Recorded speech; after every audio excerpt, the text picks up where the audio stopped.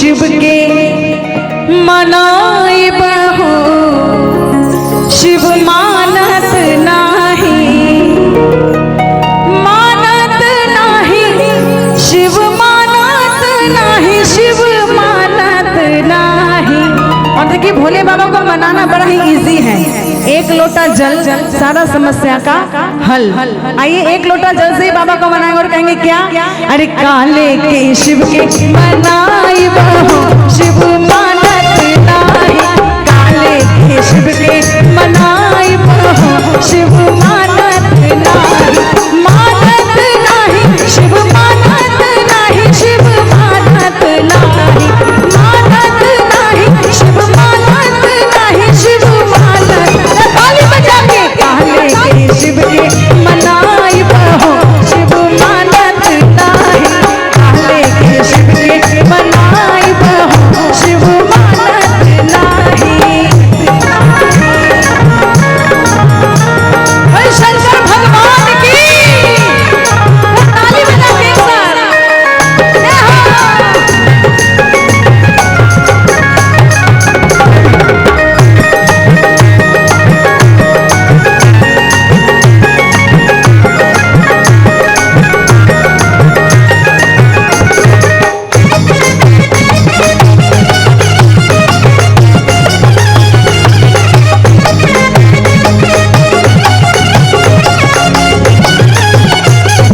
पूरी मिठाई शिव के मनहु ना भावे,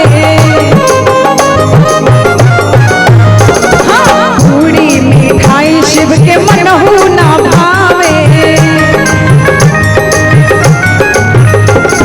भगिया कहाँ से पाए बहो शिव मानत नाही, भगिया कहाँ से पाए बहो शिव मानत नाही, काले के शिव के मनाई बहो शिव मानत नाही, काले के शिव के मनाई बहो शिव मानत नाही।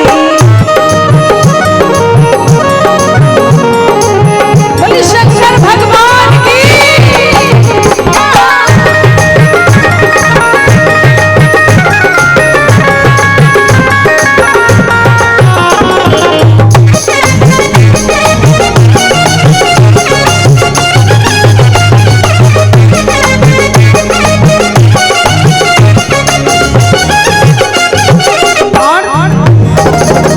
भोले बाबा को हाथी घोड़ा भी नहीं पसंद है, बता सकते क्या पसंद है?